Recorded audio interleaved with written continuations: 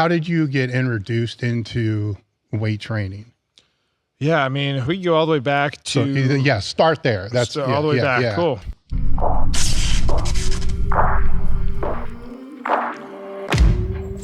So the interesting thing about me is the later half of my life, I was an athlete. Before that, I was not an athlete at all. I did martial arts because my neighbor growing up owned a martial arts studio. So that kind of got me into it. And I got into it because I was like the typical low self-confidence kid, low self-esteem. I got bullied pretty bad to like the point of where I have memories that I'll probably never leave my brain about things that I just don't ever want to encounter again or have go through. And the martial arts really helped me kind of build my confidence. And it also instilled like the foundational principles of like having a goal, right? Like the goal for me then was like, I want a black belt or I want this belt and like striving for that. So I had like something to commit to. And I think it really did give me the foundation of like my athleticism and structure to, move up in whatever else I was doing. So I did that for, 4 or 5 years till I got my black belt as a teenager. And then I was still kind of a little bit overweight. You still had some confidence issues.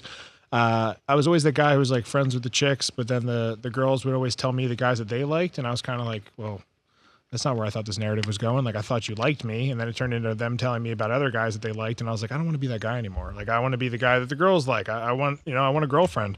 So started just getting into fitness. It was like anything I could find. At that point, it was probably magazines and just looking through different magazines. They had the little blurbs of like little exercises you could do at your house. So I started, I'll never forget this, that my dad gave me his big stereo, like these 2 huge speakers.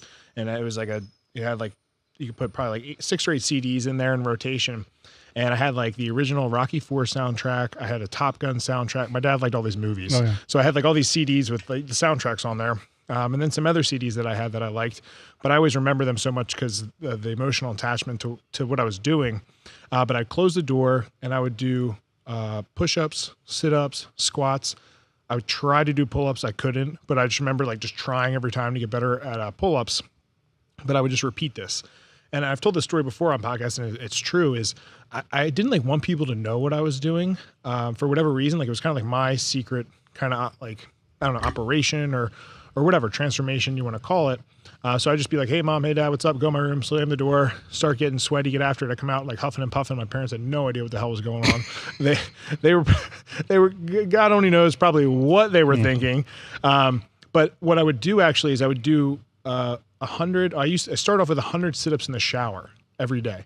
So I'd go in the shower and I would just do 100 sit-ups. And I remember I'd do this and I would increase the reps, like progressive overload. I didn't know what that even meant then, but I get to like 500, 600 sit-ups and I kept doing that. Well, when I transferred from elementary school to middle school, so I was 6th to 7th grade, I lost like 25, 30 pounds. I looked a lot different. I did the basic things like I would do like, we in our neighborhood, like jog this street, run the next one, walk this one, jog. And I just kept doing that and doing that. So I came back a lot different. And I could just tell that there was a different look that they were giving me. Like they had a little bit more respect in a sense. And that felt really good to me. Like it boosted my confidence. Girls were looking at me a little bit different. They're kind of like, man, like who the heck is this guy? So it's just kind of funny because a lot of people who see me now think that I was always this athlete or I was always, someone who just kind of had the strength stuff figured out. And it really isn't the case at all. And like I said, I didn't even get involved with sports until about 7th grade, where my best friend was like, hey man, you should try the football team. You should try the lacrosse team. And I just remember I used those principles from martial arts and just try to stay as disciplined as I could to get better at that. Like I viewed it as like, almost like a game. Like everything I view in life actually is a game. That's kind of my philosophy. It's like if I look through how do I get from A to point B, it's like, I just want to beat the game. How can I beat this game? And it always has helped me that way. But I remember playing football. They'd be going through these plays, man. And until this day, I'm not a sports guy. Like I don't know anything about sports unless I'm like friends with the people. I don't watch this. I'll go to sports games. I love going to sports games, but I could care less. You could take me to whatever game here and we're going to have a blast. But I have no idea anything about the stats and the players or any of that crap. But in football, they would go over these plays and I would just nod my head like, I know what I'm doing. But all I remember in my head was get the guy with the ball. That's all I got to do. Just get the guy with the ball. And I would do that and do that more and more. And then I started figuring out the game more. I did the same thing with lacrosse. So that kind of took me through, all the way till college, where, I went to Albright College, a small private school, for a lacrosse scholarship. I became the football captain, lacrosse captain, played or started on varsity, and just had like a really cool transformation, I would say, with that.